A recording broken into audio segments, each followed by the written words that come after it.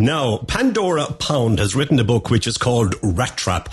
With devastating logic and clarity, Dr. Pound, Research Director at Safer Medicines Trust, comprehensively dismantles the case for animal research, bringing to an end the 150-year-old debate about its value once and for all, they say. Dr. Pound joins me this morning via Zoom. Dr. Pound, it's lovely to talk to you. How are you? I'm good, thanks. Thanks for inviting me on your show. Not at all. Delighted to have you on board. This is a subject that can divide communities, can divide families, can divide society, because it has, as I said in the introduction, been raging for about 150 years or thereabouts. Where did the practice of, testing on animals come from? When did it all, where did it come from? Well, it began really in the sporadically it had been going on, for centuries, but it really began to gather pace in France throughout the late 19th century. At that time, there was a lot of enthusiasm about experiments because they thought that would make medicine and physiology much more sort of scientific, like proper science, like physics and chemistry. And in fact, the historians say it was a way of giving, legitimacy to those new sciences and increasing, the authority of the professions and so on. So it wasn't so much about what it could do in terms of, providing benefits for humans and advancing medical progress. It was actually advancing the professions of physiology and medicine at the time. But yes, there was, I think people think that, there was a case for using animals in the past because we couldn't use humans. But I think nowadays we think there wasn't really even a case for using them in the past. Okay. So, yeah. And in this book, do you offer maybe your own ideas or maybe ideas that other people have mentioned in the past as to what you could do to eliminate this and what would maybe go in place of drugs being tested on animals? Is there a range of options there? There certainly is. So there's been, over the last couple of decades, a real increase in technological development. And so we now have ways of examining human cells, human in vitro methodologies. So we're looking directly at humans. So, for example, there's this fascinating technology called an organ on a chip. So you've got a tiny chip about the size of a computer USB stick. Yeah. And it's got hollow channels, and you can line these hollow channels with cells from a human heart or liver or kidney. And then you can pump air, nutrients and blood throughout this tiny sort of microphysiological piece of technology. And you can then introduce a drug and see how these cells react to that. So it's a way of looking at toxicity. It's a way of investigating how diseases develop. And it's actually being used to great effect now to study the toxicity of drugs, and it's actually outperforming animal studies. The new evidence is suggesting it's going to be very beneficial indeed. So why aren't they using this technology then? What is it that is stopped? Is it a cost thing? Is it just because its practice already has been in their ideas proven? So why? Well, I mean, as you said at the beginning, we've been using animal studies for 150 years, so it's really baked into our systems, in our culture, in our institutions like medicine and our universities. So there's a lot of, it's kind of locked in. There are a lot of systems that lock it into our culture, but it's also, it's big business, animal studies, it creates industries for breeding animals, for producing the equipment for doing animal studies. And a lot of people's careers, depend upon animal studies, unfortunately. But, we are beginning to use these new technologies, and they are beginning to, the evidence suggests they are beginning to outperform animal studies. And so it's not that the technology isn't there, it's just it's the weight of tradition really that we need to get over. And also, a lot of funding goes into animal studies still rather than these new technologies. The regulators, they're used to animal studies, and so they tend to favour the studies that they're familiar with. A lot of them aren't that familiar with the new technologies, and so it's really it's like, turning around one of these huge ocean liners, really. Is it a case that sometimes they think it's not broken, so there's no need to fix it? It is also that. Yes, you're absolutely right. There is that sense that, we've always used animal studies. They're the gold standard, and we're going to keep on using them. Like you say, they don't think it's broken and they don't want to fix it. But the point is, the evidence is now there that animal studies are very limited. They are not a reliable way of predicting the outcomes for humans. So they may be associated with some advances, but that isn't a reliable thing. So they don't consistently and reliably produce or predict outcomes for humans. I mean, if they did, we would have treatments for our most common diseases, like stroke, Alzheimer's, many cancers, but we don't. So these are common diseases. So, we can do much better than that. When the world was afflicted with COVID-19, and there was a panic and there was a rush to develop a vaccine, in that situation, would people be right to kind of say, look, it doesn't matter what this is being tested on, test it and see if you can save humanity here? Is there a case to be made for it? Well, it was an interesting situation, the COVID situation, because in fact, many animal studies were bypassed because of that urgency.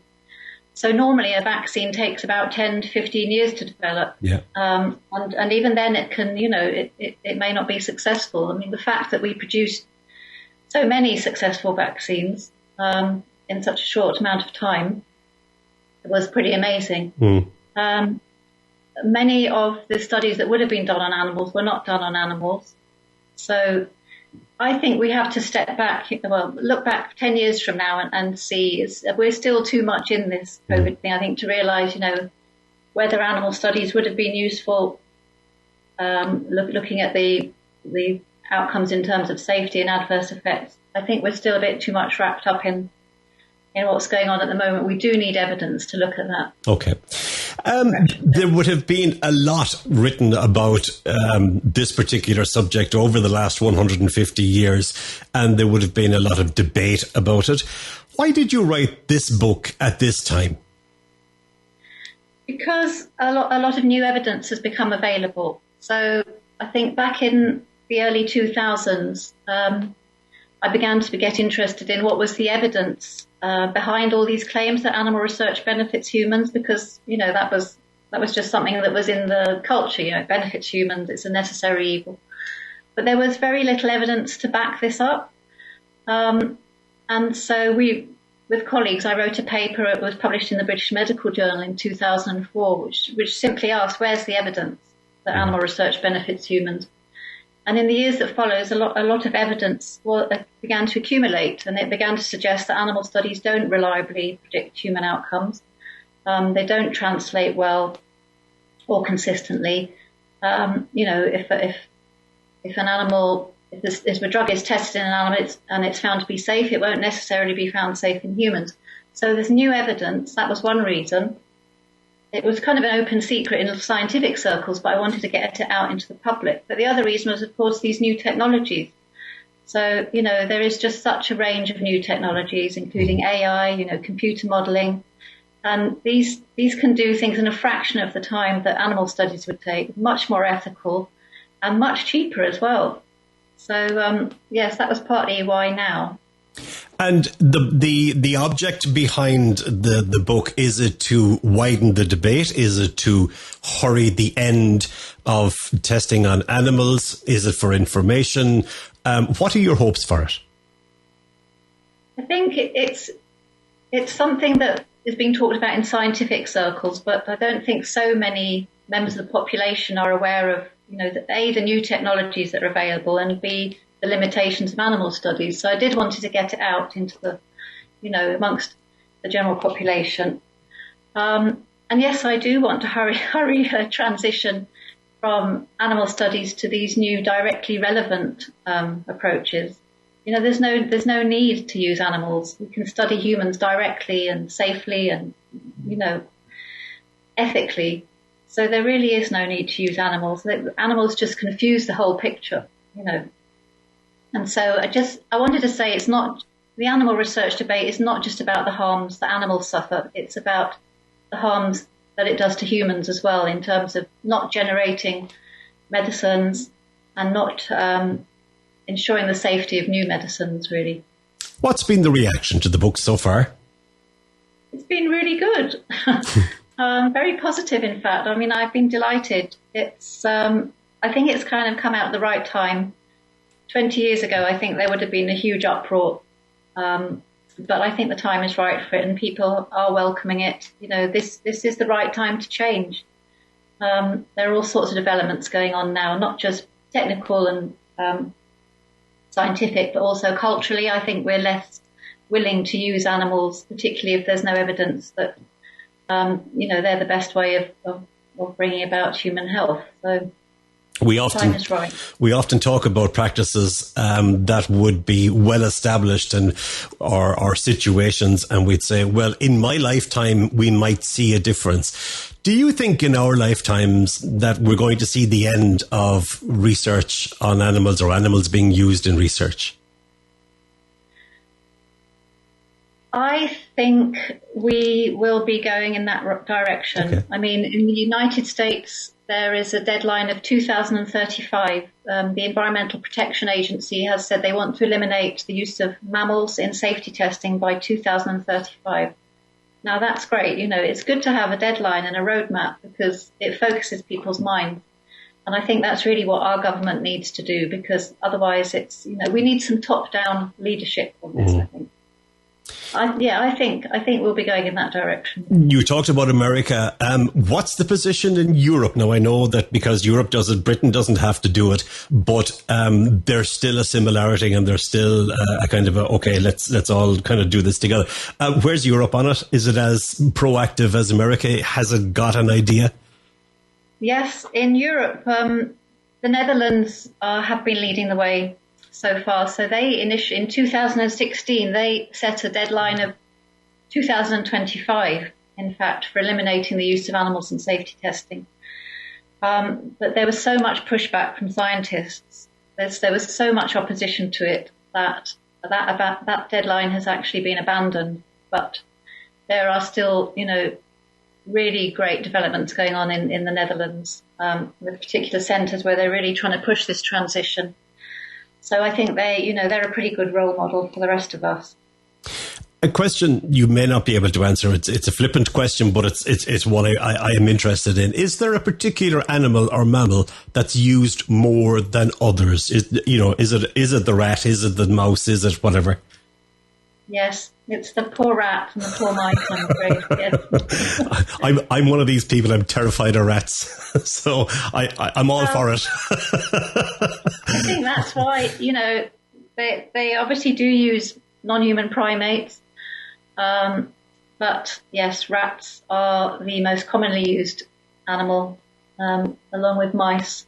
Okay. And as you say, that might be because it's deemed slightly more acceptable, because we tend to see those as, pests. Yes, vermin. It's not actually about their ability to, it's not about their similarity with humans. Okay.